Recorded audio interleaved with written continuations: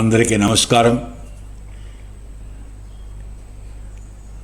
గ్రామ అభివృద్ధి లేదా రాష్ట్ర అభివృద్ధి లేదా దేశ అభివృద్ధి, ఏ అభివృద్ధి అయినా సరే గ్రామం అవ్వచ్చు, రాష్ట్రం అవ్వచ్చు, దేశం అవ్వచ్చు, అటువంటి అభివృద్ధిని అడ్డుకున్న వాళ్ళు, ఆటంకం కలగజేసేవాళ్ళని ప్రజలు క్షమించరు సరికదా, భగవంతుడు కూడా వాళ్ళని క్షమించడు. అది తెలియపరచడానికే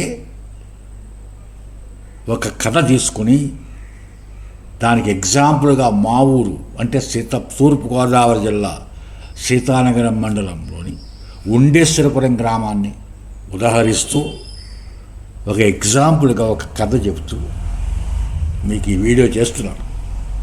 అంచేత అభివృద్ధిని కాంక్షించే ప్రతి వ్యక్తి,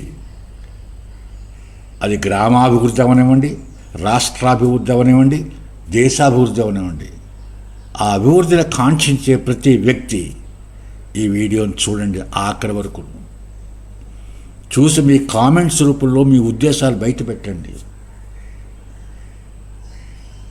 వీలైతే సబ్స్క్రైబ్ చేయండి. ఉండేశ్వరపురం గ్రామంలో నవీన్ అనే వ్యక్తి ఇంటిని వారికి తెలియకుండా రోజు శుభ్రం చేస్తున్నారు. ఎవరు శుభ్రం చేస్తున్నారో వారిని పట్టుకోవాలని నవీన్ ఇంట్లో అందరూ ఆ రాత్రి నిద్రపోరు. అర్ధరాత్రి దాటిన తరువాత కొంతమంది మరుగుజ్జులో ఉన్న 5-6 వ్యక్తులు వచ్చి శుభ్రం చేయడం మొదలు పెడతారు. నవీన్ కుటుంబ వ్యక్తులు వారిని పట్టుకొని, మీరు ఎవరు, మా ఇల్లు మాతో చెప్పకుండా ఎందుకు శుభ్రం చేస్తున్నారు అని అడుగుతారు. మేము ఊరివారమే, మేము బ్రతికి ఉన్నప్పుడు పాపపు పనులు చేస్తూ ప్రజలను చాలా బాధలు పెట్టాం, ఊరి అభివృద్ధిని అడ్డుకున్నాం, చనిపోయిన తరువాత మమ్మల్ని మరుగుజ్జుల క్రింద మార్చి మళ్ళీ ఈ లోకానికి పంపాడు.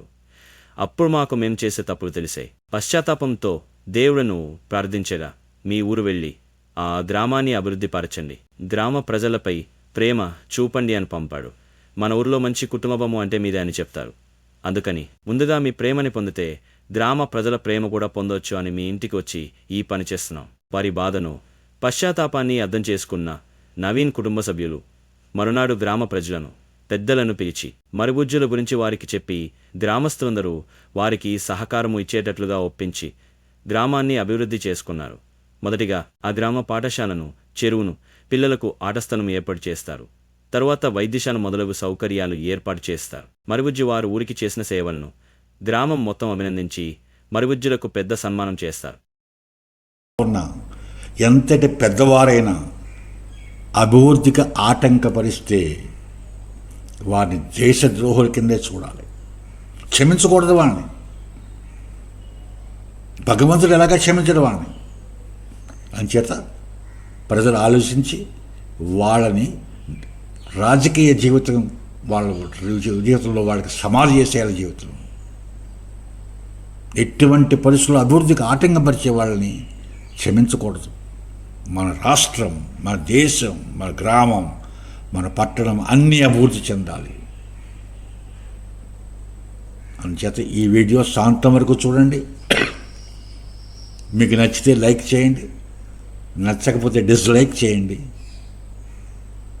సబ్స్క్రైబ్ వీలైతే చేయండి. బట్ కామెంట్స్ మాత్రం ఇవ్వండి.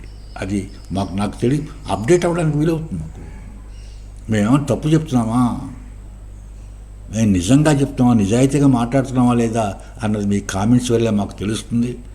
దయచేసి అప్డేట్ అవ్వడానికి మాకు ఒక అవకాశం ఉంటుంది కాబట్టి మీరు కామెంట్స్ చేయండి ప్లీజ్. జై హింద్.